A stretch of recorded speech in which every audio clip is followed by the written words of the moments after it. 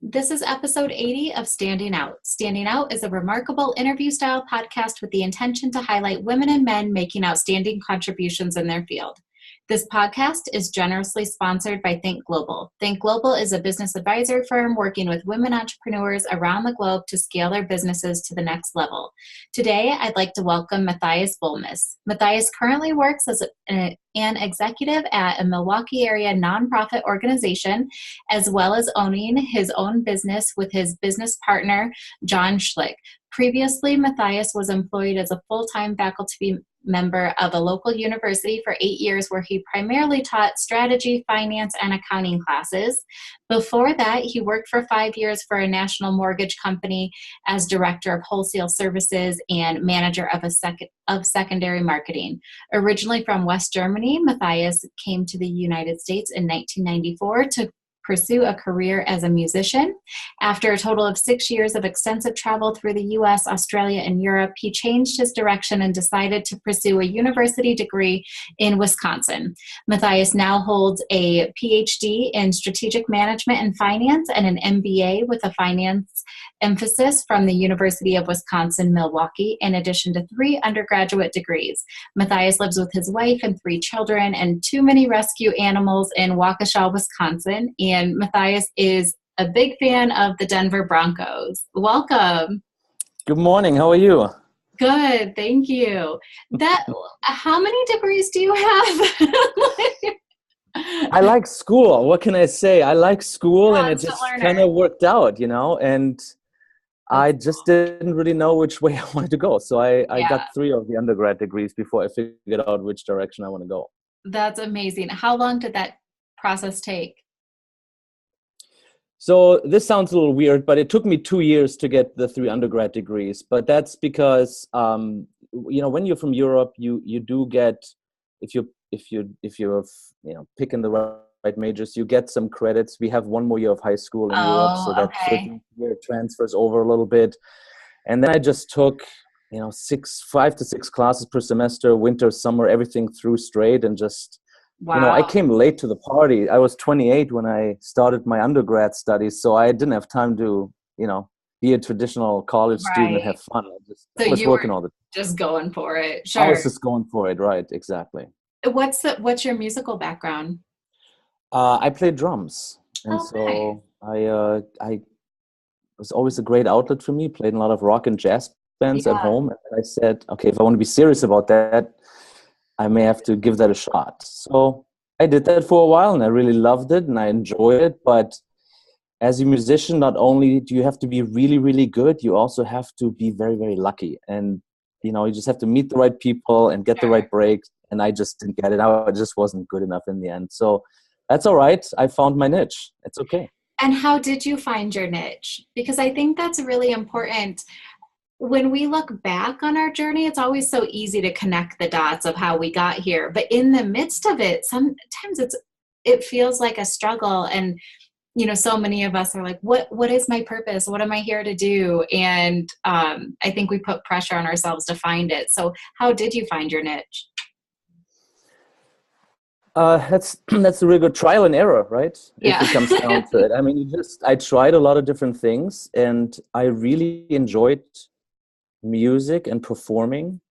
And what I found out after a while is that there's just an aspect of, a performance that you can find in almost all aspects of your life. If you are a parent, you're faking it 90% of the time. So, right, let's be honest for a moment. This is you're putting on a show all the time. Sure. It doesn't mean that you're not genuine. It just means that sometimes you have to fake it till you make it.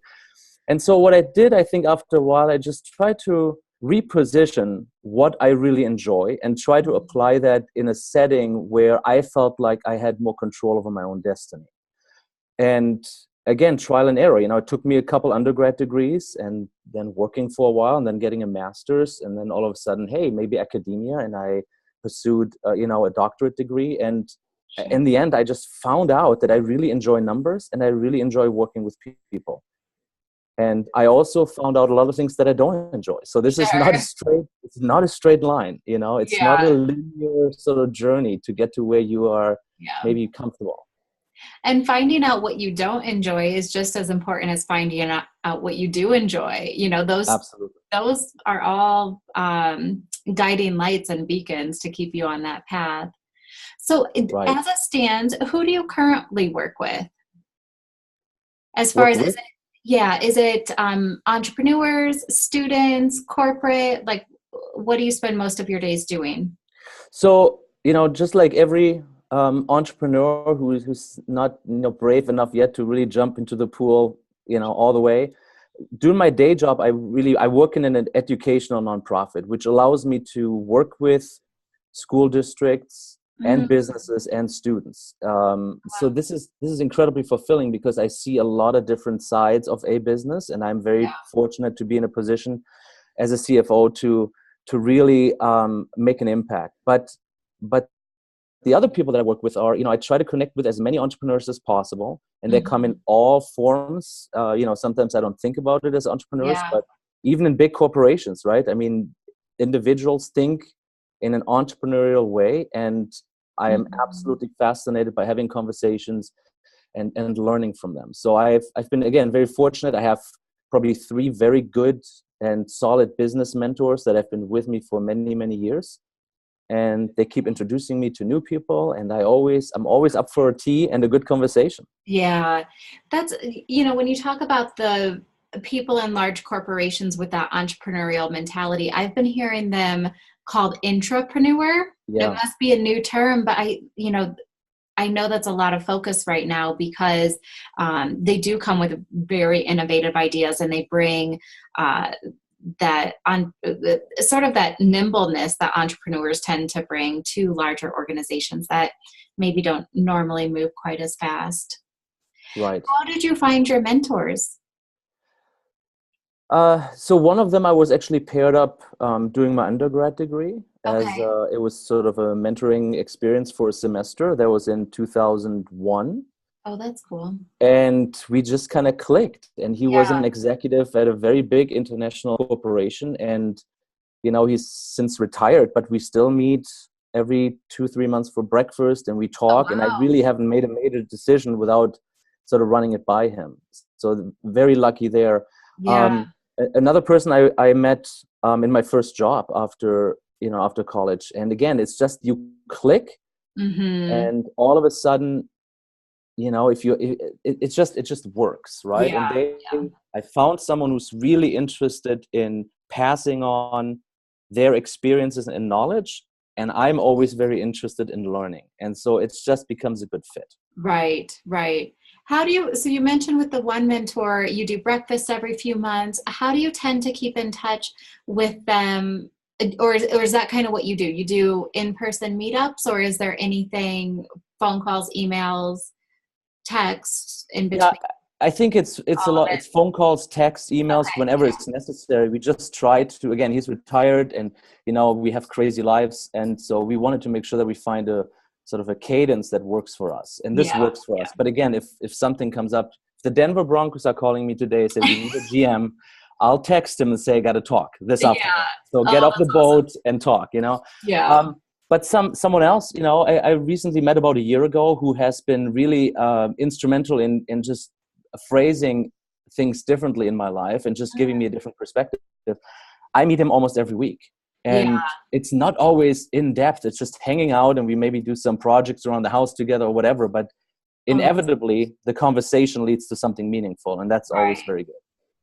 I love those people that come into your life that really do reframe Yeah. everything for you. And I think most of us, maybe when something we call stressful happens, right? I have a person who always points out to me, Katrina, this is a learning opportunity for you. You haven't been in this boat.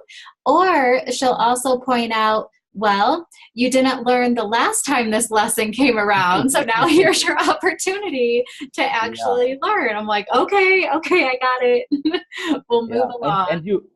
And you got to trust them, because otherwise, I Yeah. think it's very easy to take those kind of comments and just get frustrated and upset, Yeah, for because sure. we don't always like to be called out on the things we don't do well, although those present the greatest learning opportunities. But you got to Right. be in the right mindset, and it has to come from the right person. It's very true. So tell me, how do you recover from a tough day?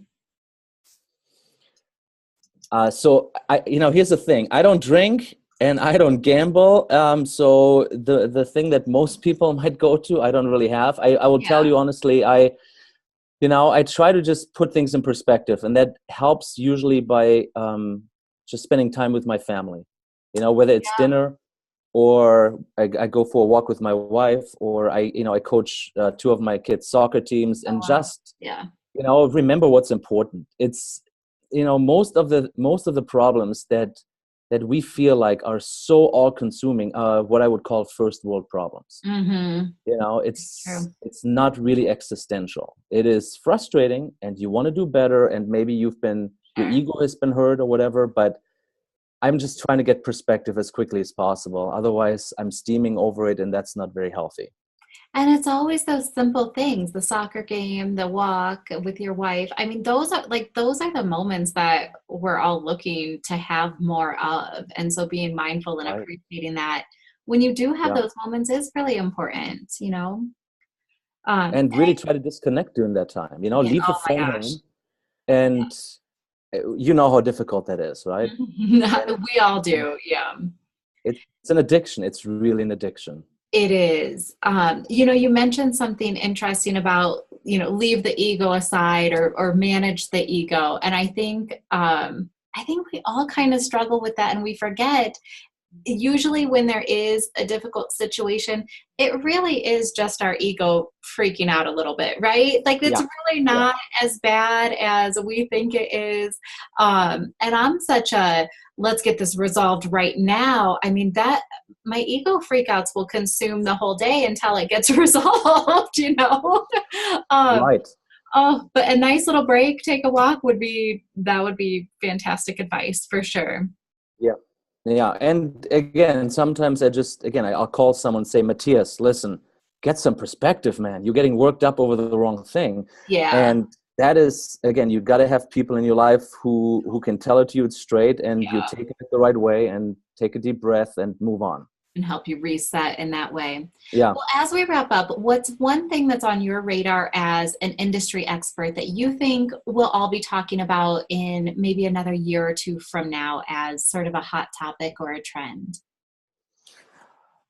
And that's not on anyone's radar already. I Well, I think, don't know. What do you yeah. have?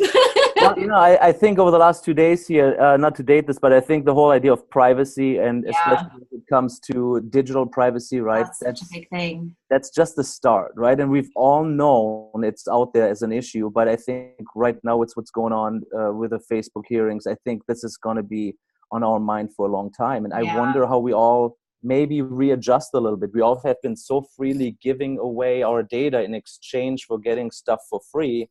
I right. think we may want to rethink that. Mm-hmm. I think the other thing, and that's maybe because I live in that world a little bit. I think we have to seriously rethink education in this country, Mm, and it's been there for a long time. But I think there is some momentum to really, as the tuition of cost of colleges go up, yeah, and fewer people can afford it, and those who do come out with incredible amounts of debt, yeah, that's not sustainable. So the next bubble is probably, we had about the tech bubble, the housing bubble. There's a student debt bubble that is sort of forming. That's going to be a problem. And how do we solve that as a society is going to be, I think, a really difficult conversation. But I think that will automatically open up opportunities for more industry solutions, like the Khan yeah, Academy. You're familiar with that? Those kind of initiatives, I think, going to become more prevalent. And so how do we adjust to that? It's going to be, yeah. I'm fascinated by it because I think it needs a solution. Yeah, it does need a solution, and I think it's important to have that conversation. We do see so many graduates coming out of school right now with an enormous amount of debt, but then those entry-level jobs give them no chance of actually making a dent. We have Yeah. a friend of ours is quite a bit younger, in her early 20s, just graduated, and she's like, I pay my payment every month, but my balance goes up, and Yeah. she's just trying to get her life started, and it's a struggle for sure. It's just not sustainable as it is. And Yeah. again, I now have a different opinion. I'm from a country where university is free. and I'm not saying it needs to be free, but I'm saying it's, to pay, $50,000 a year for education for 4 years. I'm not sure it's worth it, to be honest. And I love education, and I have several degrees, and I loved every minute of it. But I'm still saying we got to rethink that, and we have to find a way to give more people a better start to their career. Yeah, I totally agree. That's awesome insight. Well, thank you so much for being here. I really appreciate it.